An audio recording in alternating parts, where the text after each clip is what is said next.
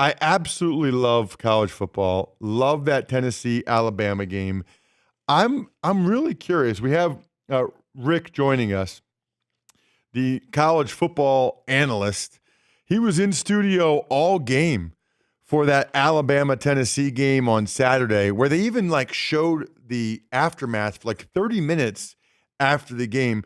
But I'm curious, Rick, like what did you say on the pregame show? What did you think was going to happen? I actually took Alabama in the pregame. I just said, this is Nick Saban. He is going to have challenged his defense, given the exploits of this Tennessee offense all season long. They and Ohio State are at the top of the rankings in every offensive category. And I thought that defense was good enough to be able to corral Hendon Hooker and company. And it just didn't turn out that way. And I think it's also important for everybody to remember that was Bryce Young at his best.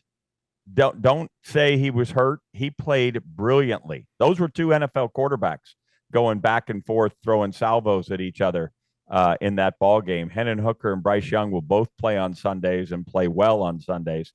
It was just a great day for college football. And the long starving fans on Rocky Top, they might still be there, Ross. They might still be up there on Rocky Top. I don't know they're still on top. It might be more Rocky Bottom right now, but they're still fervently celebrating that game. You know, it's so funny, Rick, watching that at the end of the game. I'm very happy with my life and how it turned out. And I like that I played football and went to the Ivy League or whatever. But I would love to do life again. Just give me one more shot just to be a fraternity guy at one of these Power Five schools in Knoxville. One little hit off one of those stills, right? Just let me have one day where I could just tailgate before the game, enjoy everything. Hold my beer and watch this. Unbelievable. It was awesome. So I'm curious about Alabama, though. Didn't Saban say last year was a rebuilding year? Because I'm watching them think, okay, they have Will Anderson back. He should have been the number one pick last year. They have Bryce Young back.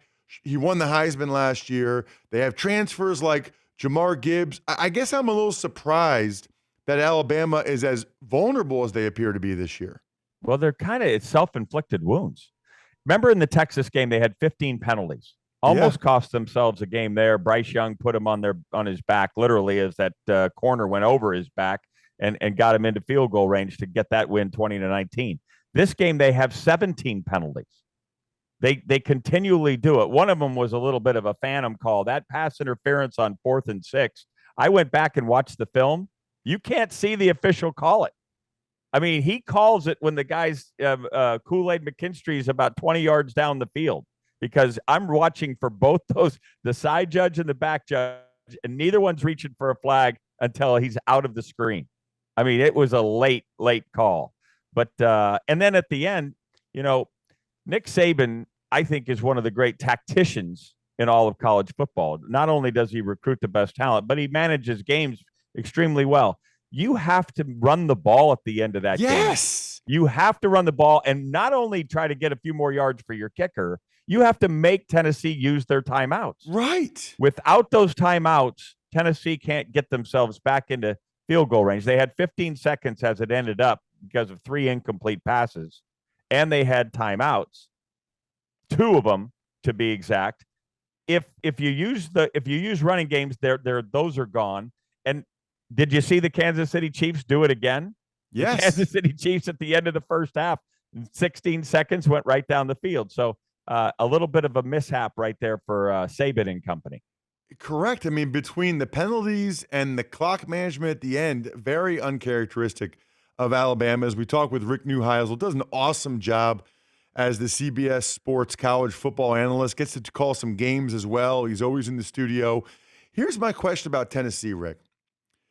Are they back? Because you know how there's programs that are down, and then they'll have a big game, and people will be like, oh, Texas went to the Sugar Bowl with Sam Ehlinger, or they did this. How do we know if what Tennessee's doing means they're going to be a top 10 blue blood program again for years, or it's like a 1-year Hendon Hooker boost, so to speak?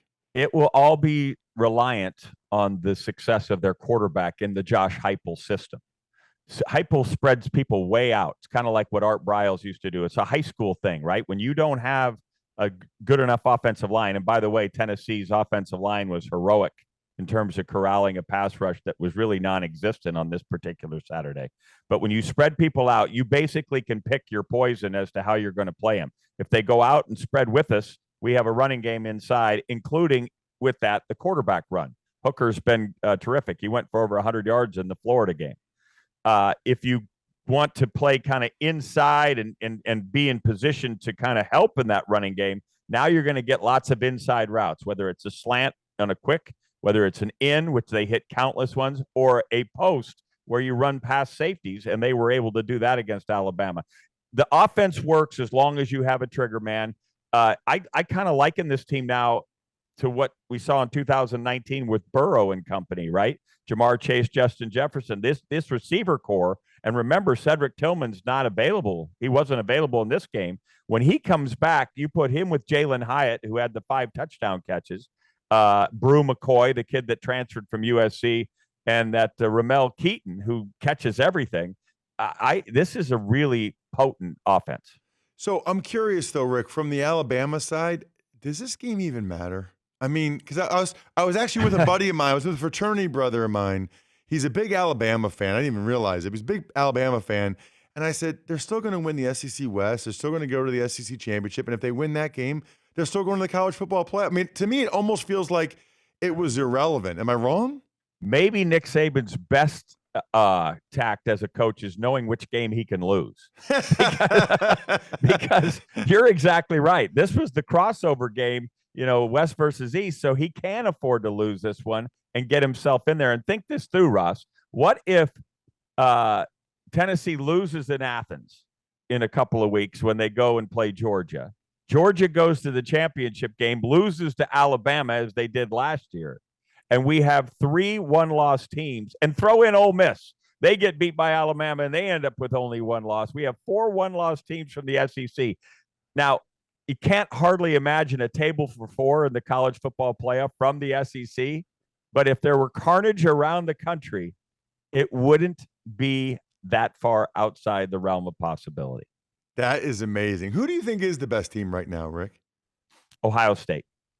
Ohio State looks to have corrected. Now, we haven't seen the epic game for them. The Notre Dame game right now is kind of falling off the table as a real challenge, even though it was Notre Dame in week 1 and so forth. But Ohio State offensively, and remember, they're doing everything that they're doing without Jackson Smith and Jigba, who's going to be coming back here soon. Once he's right, you put him with those other receivers, Marvin Harrison Jr. and company, and you've got C.J. Stroud. That's been proven. You've got 2 big-time running backs in Henderson and Williams.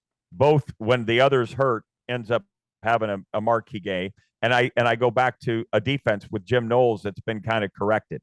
So if Ohio State does what I expect them to do, they've got Iowa and Penn State the next couple of weeks.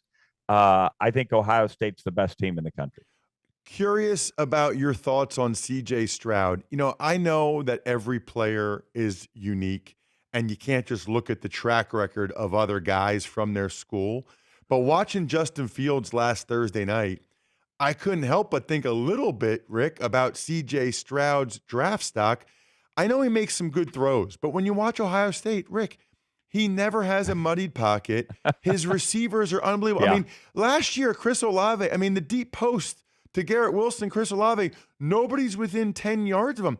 That is not the way NFL football is, and you know it. And I wonder how much that hurts the Ohio State quarterbacks because they're so used to a clean pocket, crazy open receivers, and then they get to the NFL. It's not like that at all.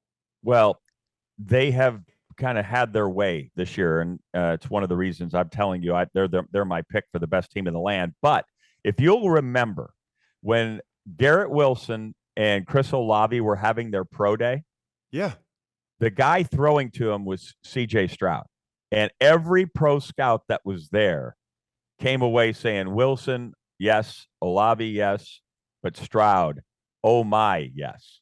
Really? Yes. I didn't know that. Oh, it was an oh my session in terms of the balls that he was throwing. You can't downgrade him because he's got some time, and there's plenty of film if you go back and look at some of the games where he does make plays in the pocket, gets, extends plays with his legs, makes the big run. CJ Stroud is a terrific, terrific prospect right now. Right now, the two kids in the Tennessee game are both going to play in the NFL. CJ Stroud's going to be a big timer in the NFL. And I tell you, the kid at Utah, Cam Rising, I don't know if you saw the Utah USC game. I did. He's an NFL quarterback. He kind of, got the big shoulders, runs like Elway. That kid is a real deal in Cam Rising. Yeah, he had those gutsy runs late. That was an awesome game, too. It was a tremendous day. Rick, thank you so much for the time. Really appreciate you coming on the show. Wait a minute, Ross. When I come on Dan's show, I usually have a little song. And since it's you. Okay. I figured quickly what we do is we just do a little song that you can have as your jingle when you're hosting DP, when DP's, I the love cat's it. away kind of thing. It's Ross Tucker in the morning in for Dan. It's Ross Tucker in the morning in for Dan. It's who the hell's Ross Tucker? He's one crazy mother. It's Ross Tucker in the morning in for Dan. There you go, boy. Rick, that was amazing. That was amazing. I boy. interviewed Rick at the Army Navy last year, and he said I have some John Madden in me. Now he does that. Rick, you're like, I need to interview you more. I love it. Thank you so much. I'm available. Fired football coaches have one thing in common. We're available. Exactly. Thanks so much for coming on, Rick. Really appreciate it. Take care, my friend. That guy is awesome. You got your own song. Yeah. I mean, and I forgot that he does that with you guys. I forgot that he has. I wish I had any type of musical talent whatsoever. I have nothing.